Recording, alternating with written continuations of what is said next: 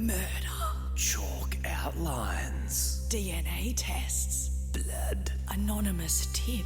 Beheadings and disembowelments. Fingerprints. The yellow tape that they have on crime scenes. Witness statements. Stakeouts with my cop friend and we drink coffee. UV lights that they can see on. 5 minutes.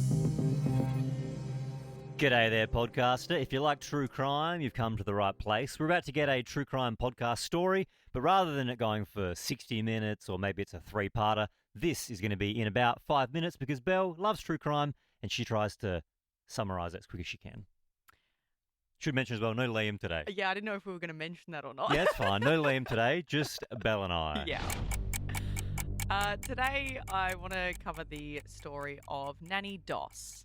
She's otherwise known as the Giggling Granny, the Lonely Hearts Killer, the Black Widow, or Lady Bluebeard. Goes by many a name. Many a name. But she was called the Giggling Granny because we're talking like early kind of 1900s here up to the 1950s.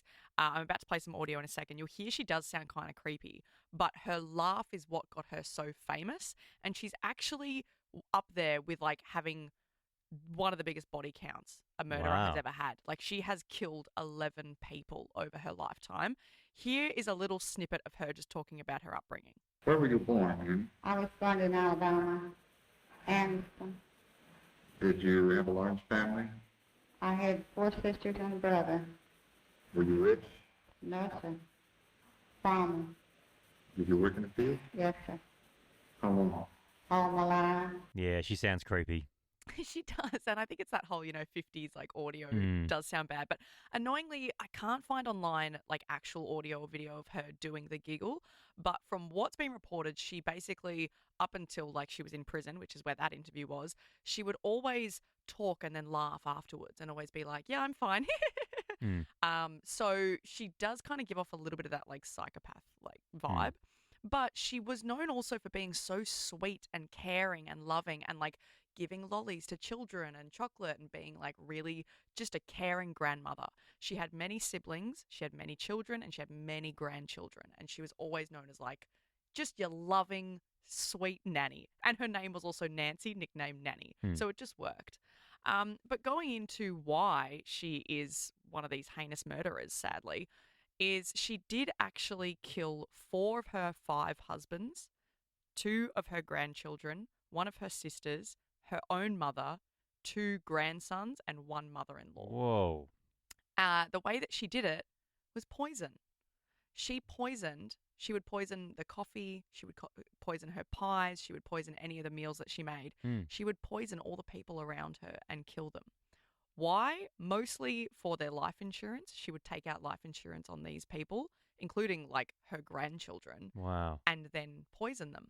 And people always say, oh, poor nanny, she's got all these people that are dying from heart failure or, just sickness around her. She would give them arsenic, which did actually mimic like signs of just illness.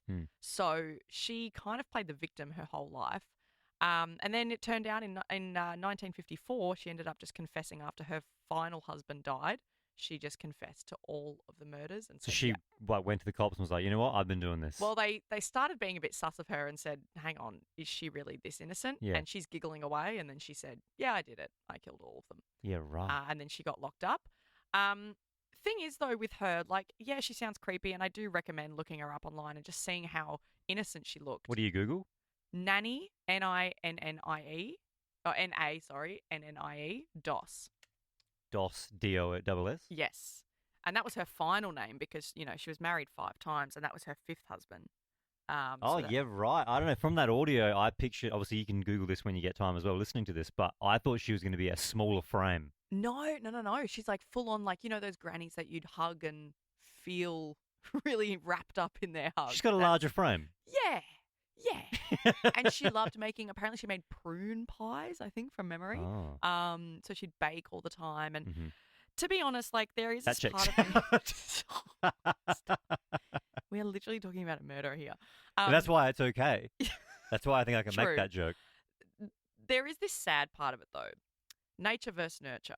Why do people become like this? Why was she just going around her whole life poisoning people and having this like hysterical laugh? She was born really, really poor, as she said in that audio earlier. She Mhm. was a farmer. Her father really, really, like, he was abusive and he took her out of school, put her on the farm, then made her get married to a man she'd only met once when she was 16, married her off. That was her first husband. And then she basically just started having kids and being a stay-at-home wife. And Yeah. all of her then husbands after that, alcoholics, cheated on her. They were abusive. So really it gets to this point of like, well, was she born like this or did it happen? Oh, she also had a head accident when she was a child. Mm. She was in a train accident and she apparently hit her head really hard. So then is that what makes her a killer? You know, it's all these questions of like, well, was she actually, maybe she actually did have a mental like health problem. Yeah. Victim of circumstance. Exactly. Yeah, yeah. Like she had 5 husbands that treated her badly. Oh. There goes the timer. It does look like I can see why. Before I googled it, I thought that I was going to go, oh yeah, she looks creepy because she sounded kind of creepy. But I can see why you wouldn't straight up suspect her. Yeah, and you'd look at her and be like, oh, I feel so bad for her. All Yeah. these people have died. Yeah. When really, no. Yeah. So then, she got sentenced to prison, obviously, for life, only for the last death of her last husband. Yeah, right. That was it. No other ones. Yeah. And then she died from cancer in 1965. Seems like it'd be not good because obviously of the actual real circumstances, but it seems like it'd be a good plot for a movie. Oh, I think they've made a movie. Have of it. they? Yeah. Well, there's lots of documentaries. Yeah. Because, again, like all these different, if you look up like Black Widow, she comes up. If you look up Giggling Granny, she comes up. Lonely Hearts Killer, she comes up. And Lonely Hearts Killer because all of her husbands, aside from the first one, she met through the Lonely Hearts column in the newspaper. Yeah, right. So she'd marry them and then they'd turn out to be bad men and then she'd poison them. Well, we've gone grossly over time, so Sorry. we're going to end it there and we'll see you in the next one.